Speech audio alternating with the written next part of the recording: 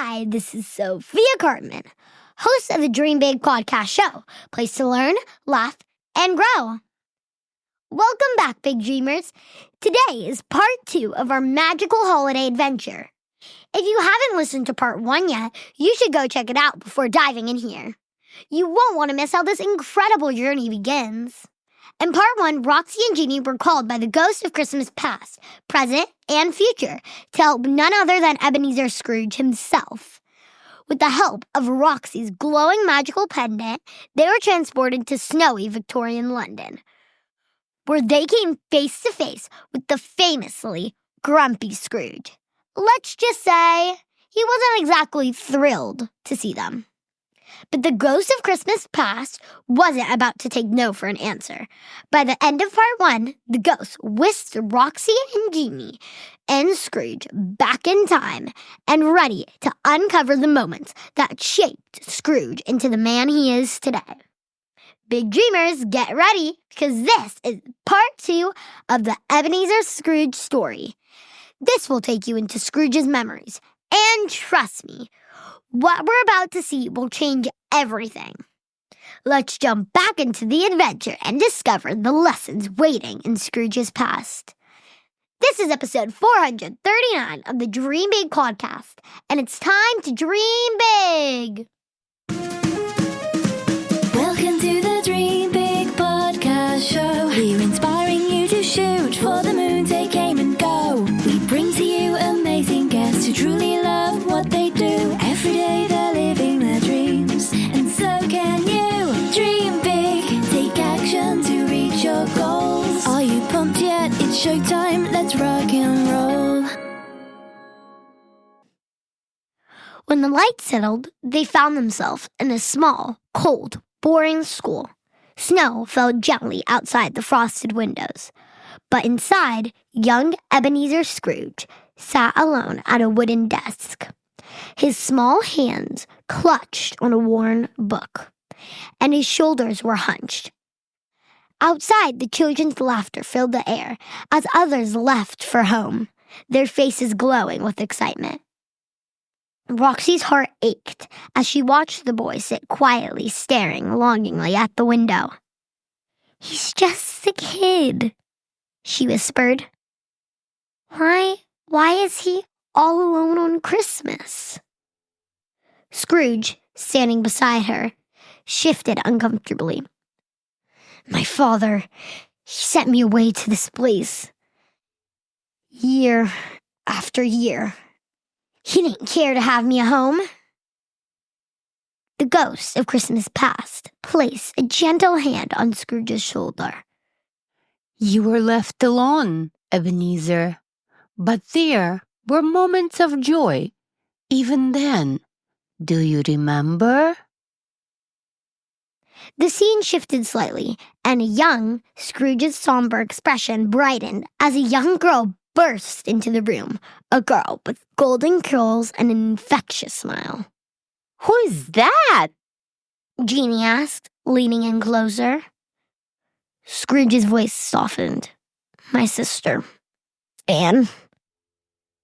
She always came to see me. She made everything feel better."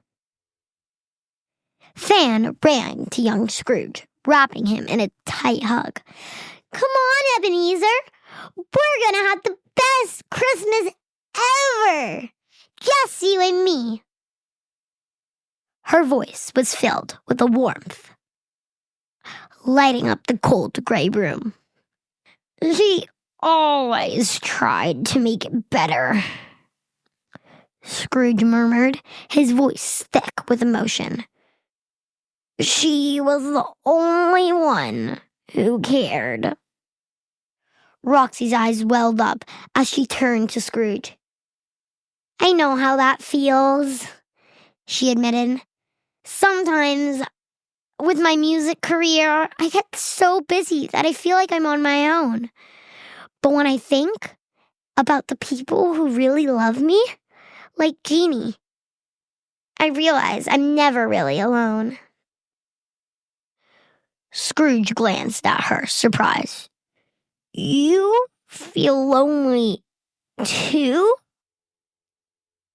Sometimes, Roxy said softly. But the thing is, those memories of love and connection, they can keep you going, even when you're going through tough times. And here's the thing, Mr. Scrooge. Just because the past was hard doesn't mean the future has to be. You can choose to create new memories, ones filled with joy and kindness. Ginnie added. The ghost of Christmas past nodded. The pain of the past doesn't have to define you, Ebenezer. Let it guide you toward a brighter future. Scrooge looked at his younger self one last time before the golden light began to swirl around them, and he didn't speak. But the flicker of emotion in his eye showed first crack that had formed in the icy wall around his heart. As the golden light swirled around them, once again, Roxy clutched Ginnie's arm. Well, that was emotional, she said softly, glancing at Scrooge, who seemed lost in thought. The ghost of Christmas past nodded. You've seen where his bitterness began. Now it's time for the next chapter. The light grew warmer, tingered with the green and red hues. The ghost of Christmas presents stepped in forward with a booming laugh. My turn! Hey, hold on tight, everyone. This next dog might make your hearts a little fuller and your stomach a little hungrier. With a burst of warm, golden light, they landed in a cozy, modest home.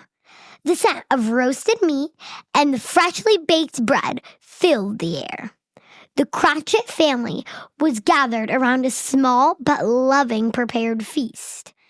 Bob Cratchit, his wife, and the children were laughing, chatting, sharing stories, their faces glowing with joy, despite the worn furniture and patched clothing. Scrooge frowned, crossing his arms. How could they be so happy? They have so little. Roxy nudged him gently. Because they have each other, Mr. Scrooge. Look at Tiny Tim. She pointed towards a small boy sitting near the head of the table, leaning on a crutch. He's sick, but his heart is full of hope and joy. They're not focusing on what they don't have. They're focusing on what they do have. Ginnie grinned and stepped forward. Come on, Roxy, let's help out. They look like they could use an extra pair of hands. The two joined Cratchit, helping setting the table. Roxy passed a bowl of potatoes to Mrs. Cratchit, while Ginnie balanced a tray of pies, making the children giggle. Scrooge lingered awkwardly in the corner, his hands clapped behind his back. I don't belong here, he muttered under his breath. Ginnie turned to him, his voice steady but kind. You could make their lives so much better, you know. Just imagine what a small act of kindness from you could do for them. As if on cue, Bob Cratchit raised his glass. To Mr. Scrooge, he said warmly, for providing us with the means to celebrate this Christmas, humble as it may be. Scrooge stiffened, his face a mix of discomfort and surprise. Why would they do that toast to me? He muttered. Because even when you're not kind, they are, Roxy said softly. But imagine what would happen if you actually cared. The room started to shimmer again, the warm glow of the Cratchit home fading into a darkness as the ghost of Christmas present spoke. And now we must face what's to come. The comforting warmth of the Cratchit home dissolved into cold, dark shadows. Roxy felt a chill run down her spine as the ghost of Christmas yet to come stepped forward, their silent, cloaked figure radiating a sense of forbidding. Ginnie shivered and adjusted his scarf. Why do I feel like this is about to get really intense? The ghost of Christmas yet to come raised a hand, pointing towards the distance, the pendant glowing faintly, pulling them into the future. They landed in a desolate graveyard. The sky was gray, the air was cold and heavy. A solitary tombstone stood before them, its edges withered and worn. Scrooge's name was etched deep into the stone. Scrooge stepped forward, his face pale. Is this what's to become of me? A lonely, forgotten man? The ghost of Christmas yet to come said nothing, but the silence was deafening. Roxy placed a hand on Scrooge's arm. This doesn't have to be your future, Scrooge. You still have time to change the choices you make, and you can rewrite this story. Ginnie crouched by the tombstone, brushing away its dead leaves.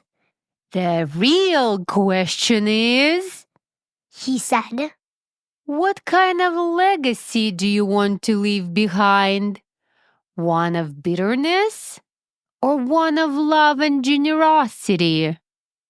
Scrooge stared at the grave for a long moment, then turned to the ghost. Tell me, spirit, what must I do to change this fate?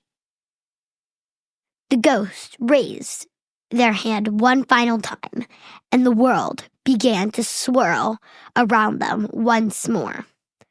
The golden light grew brighter and brighter until they were back in Scrooge's room. The dim candle flickered once more, but the air felt different, warmer, somehow. Scrooge stood silently for a moment, taking in his surroundings. He touched his heart, his face softening. I see it now. Christmas isn't about money. It's about the joy we bring to others. Roxy smiled. Took you long enough, Mr. Scrooge. Better late than never, Ginnie added with a grin. Scrooge grabbed his coat and turned to the trio.